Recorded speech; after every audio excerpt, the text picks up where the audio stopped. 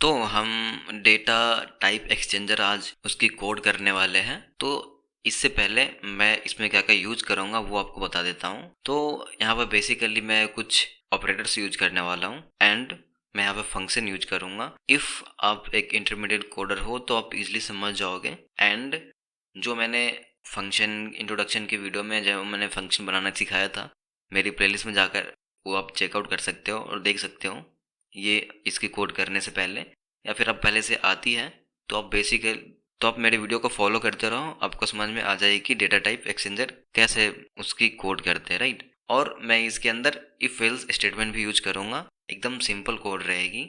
सो यहाँ पर बेसिक क्या है, जब भी मैं उसको डेटा दूंगा, राइट, कोई भी डेटा टाइप पास करूंगा उस फंक्शन के अंदर, लाइक SEBEN, तो ये तो str है, दैट मीन्स स्ट्रिंग है। बट जब वो रिटर्न होकर के आएगी, वो डेटा मिलेगी, तो मुझे मिलनी चाहिए 7। दैट मीन्स वो 7 इंटीजर होनी चाहिए, जो मैथमेटिक की 7 है वो मिलनी चाहिए। तो बेसिकली ये है हमारी जो कोडिंग है। तो स्टार्ट करते हैं। तो पहले मैं यहाँ पे एक फंक्शन डिफाइन करूँगा, देन मैं इस फंक्शन का नाम रखता हूँ data type exchanger, right. And then यहाँ पर मैं एज ए आर्गुमेंट पास करना चाहता हूँ डेटा टाइप, क्योंकि हमें डेटा टाइप ही पास करनी है। तो एज डेटा टाइप ही यहाँ पे मैं पास पास कर देता हूँ। देन कॉलन, जो हमें फंक्शन बनाते वक्त देनी पड़ती है, एंड फंक्शन की जो पहली वाली फर्स्ट लेटर है वो कैपिटल नहीं होनी चाहिए। सो हम लोग ऐसे डेटा टाइप एक्सचेंजर की नेम दे सकते हैं।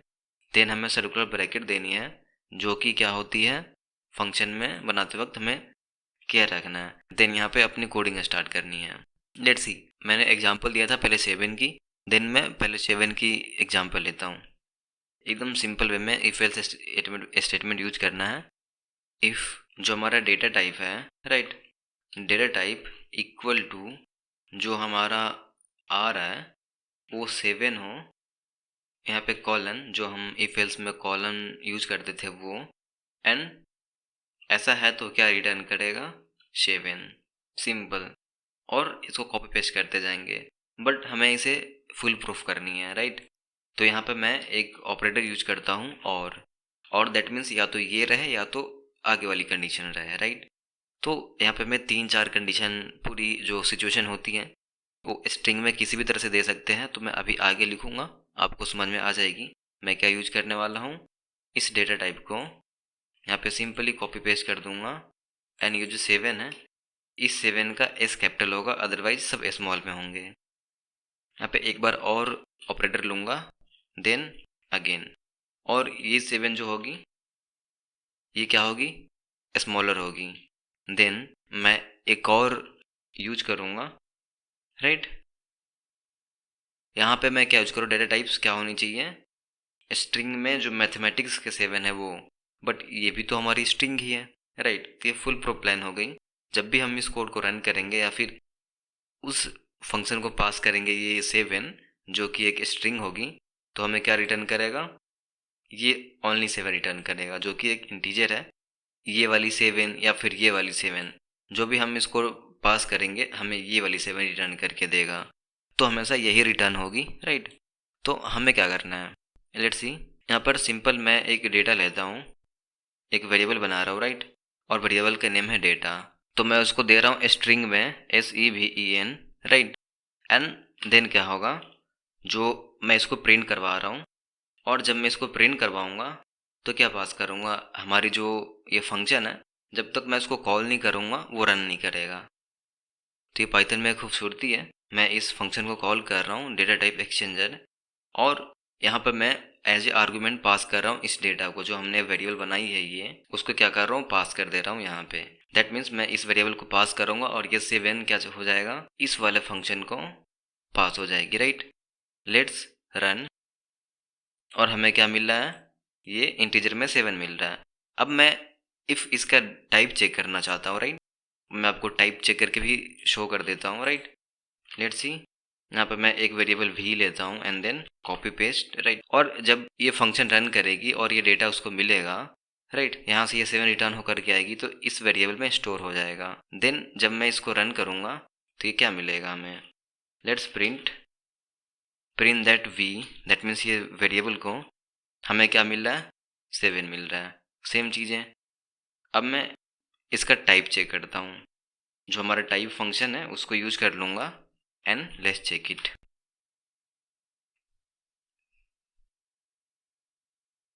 क्या मिल रहा है हमें, इंटीजर मिल रहा है। तो हमने यहाँ पे क्या दिया, इंटीजर।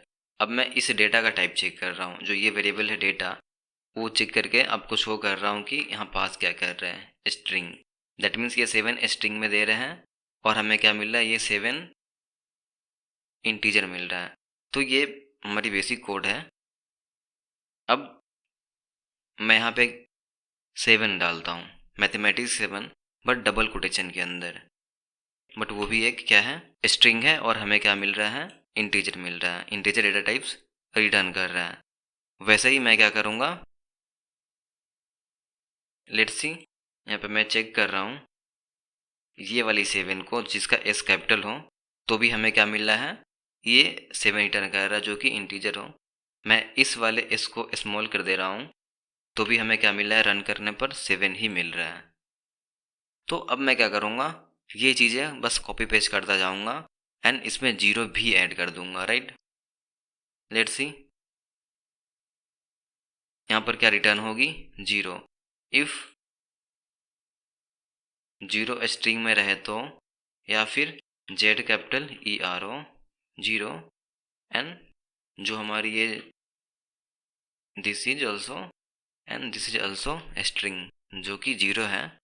लेट्स सी, ये रिटर्न करेगा 0 एंड देन लेट्स, मैं यहाँ पर 1 लेता हूँ जो कि कैपिटल है एंड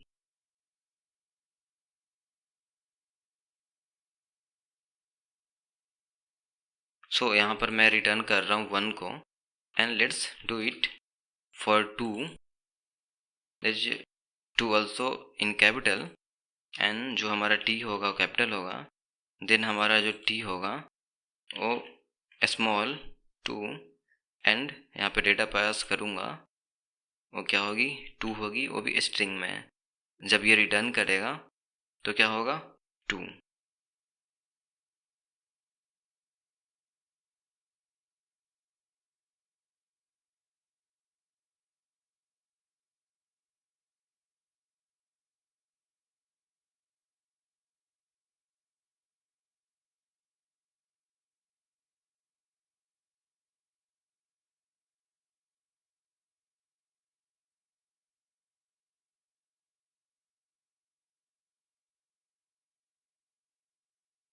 तो यहाँ मैं 6 के लिए भी कर लेता हूँ, SIXN, यहाँ पे होगी S capital N 6 and there is SIX and next one is only 6, that's capital, और रिटर्न क्या करेगा, 6।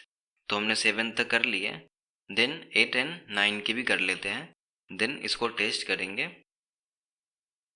Let's see, this is for 8, this should be returning 8 and this is 8,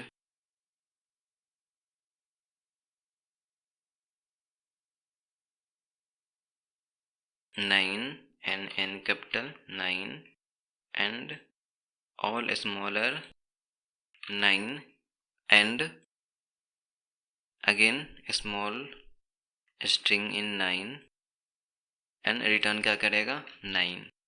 okay, let's test it. If मैं इस data को पास करता हूँ, okay, मैं एक बार शो कर देता हूँ कि यहाँ पे क्या क्या हुआ है, right. Let's zoom out, now you can see the code clearly, right. यहाँ में मैं 0 1 2 3 4 5 6 7 8 एंड 9 यूज कर रहा हूँ, 0 1 2 3 4 5 6 7 9 तक, राइट।